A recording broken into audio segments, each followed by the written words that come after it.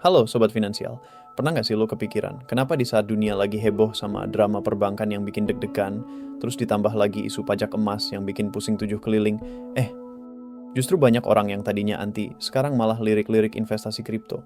Gue juga awalnya bingung, kok bisa gitu ya? Gue pikir, palingan cuma tren musiman aja. Tapi ternyata, setelah gue telusurin lebih dalam, ada alasan-alasan yang nggak main-main loh di baliknya.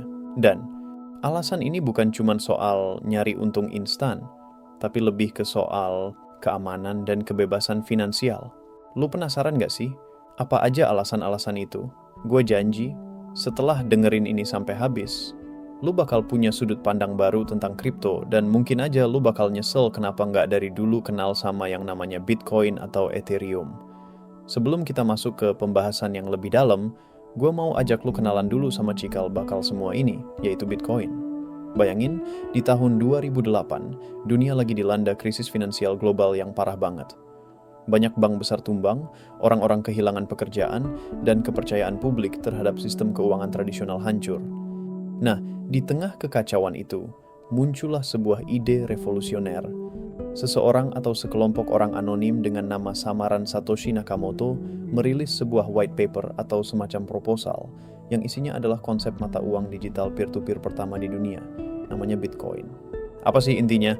Nakamoto pengen bikin sebuah sistem uang digital yang nggak dikendalikan oleh pemerintah atau bank manapun. Sebuah sistem yang transaksinya transparan, aman, dan nggak bisa dimanipulasi. Dia menggunakan teknologi yang namanya blockchain untuk mewujudkannya. Jadi bayangin blockchain itu kayak buku besar raksasa yang isinya dicatat oleh ribuan komputer di seluruh dunia secara bersama-sama. Nggak ada satupun pihak yang jadi bosnya. Semua orang bisa ikutan, asal punya komputer dan terhubung ke jaringan. Ini adalah sebuah konsep yang benar-benar baru dan berani. Awalnya, Bitcoin cuma dikenal di kalangan para programmer dan aktivis teknologi. Harganya juga nggak seberapa. Malah, ada kisah legendaris tentang seorang programmer yang menukarkan 10.000 Bitcoin cuma buat beli 2 loyang pizza. Bayangin, kalau sekarang 10.000 Bitcoin itu harganya berapa? Nggak kebayang kan? Tapi dari situlah semua bermula. Orang-orang mulai melihat potensi dari ide gila ini. Mereka sadar, ini bukan cuma soal uang digital, tapi soal kebebasan finansial dan kontrol penuh atas aset sendiri. Seiring berjalannya waktu, muncullah kripto-kripto lain yang punya ide dan fungsi berbeda, seperti Ethereum, Litecoin, dan ribuan lainnya. Mereka semua terinspirasi dari Bitcoin. Nah, pondasi inilah yang bikin para investor di masa sekarang jadi tertarik, terutama ketika sistem perbankan tradisional lagi goyah. Jadi gini, gua mau ajak lo mundur sedikit ke beberapa waktu lalu. Lo inget kan, waktu itu lagi rame-ramenya berita soal bank-bank yang kolaps di Amerika Serikat? Gak cuma satu, tapi beberapa bank besar tumbang satu persatu. Silicon Valley Bank, Signature Bank, terus Credit Suisse di Eropa juga ikutan goyah. Nah, kondisi ini tuh bikin banyak orang, termasuk para investor kawakan, jadi panik. Mereka mikir, loh kalau bank sebesar itu aja bisa bangkrut, terus uang gue yang gue simpen di bank itu gimana nasibnya? Kan logis banget ya, rasa khawatir itu muncul. Selama ini, kita didoktrin kalau nyimpen uang di bank itu paling aman. Ada jaminan dari pemerintah, ada asuransi deposito. Tapi, kejadian kemarin itu seakan-akan meruntuhkan keyakinan itu. Gue sendiri sempat mikir, sumpah, apa iya semua uang gue cuman berbentuk angka di layar komputer bank? Dan rasa nggak nyaman ini tuh nggak cuma dirasain sama kita-kita doang, tapi juga sama para investor gede yang punya uang triliunan. Mereka mulai nyari tempat parkir baru buat duit mereka yang lebih aman, yang nggak terpengaruh sama gejolak sistem perbankan tradisional. Di saat yang sama, drama lain juga muncul, kali ini dari pajak emas. Emas, yang selama ribuan tahun dianggap sebagai aset safe haven paling utama, tiba-tiba diisukan bakal kena pajak yang lumayan gede. Gue nggak mau bahas detail pajaknya, tapi yang jelas, isu ini tuh bikin para pemilik emas jadi resah. Mereka merasa, kok aset yang selama ini jadi pelindung kekayaan gue, sekarang malah mau dipajakin? Nggak adil dong rasanya. Alhasil, banyak dari mereka yang tadinya cuma kenal emas dan properti, mulai melirik aset lain yang bisa menawarkan perlindungan serupa tanpa harus ribet dengan urusan pajak yang nggak pasti. Nah, di tengah dua drama besar ini, muncullah satu nama yang tiba-tiba jadi primadona, kripto. Terdengar aneh ya, gimana bisa aset yang katanya super volatil, yang harganya bisa naik turun kayak roller coaster, justru jadi pilihan di saat krisis? disinilah letak kejutannya. Banyak dari kita yang cuma lihat permukaan kripto sebagai aset spekulatif, padahal di baliknya ada filosofi dan teknologi yang jauh lebih dalam. Ini bukan cuma soal Bitcoin yang harganya melambung, tapi tentang desentralisasi, transparansi, dan kekebalan dari campur tangan pihak ketiga. Dan lu tahu nggak, gue jadi makin penasaran. Kenapa ya, di saat semua orang takut sama kripto, justru para investor profesional malah masuk? Ini bukan keputusan yang dibuat sembarangan. Pastinya ada riset dan pertimbangan yang matang di baliknya. Sekarang, biar obrolan kita lebih adil dan informatif, gue mau ajak lo lihat dari dua sisi. Investasi di kripto itu kayak dua sisi mata uang yang nggak bisa dipisahkan. Di satu sisi, lo bisa dapat banyak keuntungan. Plusnya, yang paling utama adalah lo bisa punya kontrol penuh atas aset lo sendiri karena sifatnya yang desentralisasi. Nggak ada lagi cerita uang lo dibekuin atau rekening lo diblokir sama bank.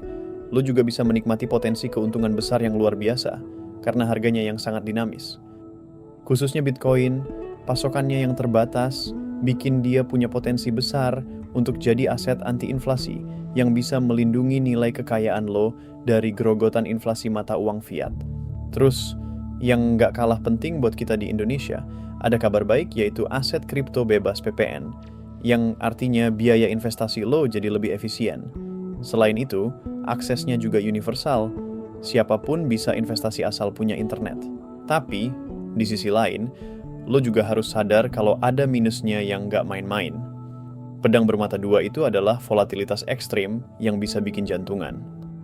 Harga bisa naik dan turun tajam dalam waktu singkat, yang berarti lo juga bisa rugi besar kalau nggak siap mental. Terus, meskipun blockchain-nya aman, risiko keamanan siber di dompet atau bursa lo itu nyata.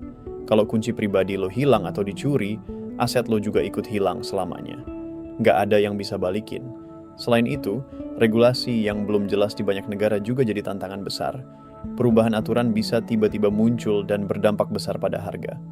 Yang terakhir, karena ekosistemnya masih muda, lo harus ekstra hati-hati sama potensi penipuan dari proyek-proyek kripto abal-abal yang cuma mau ngambil uang lo.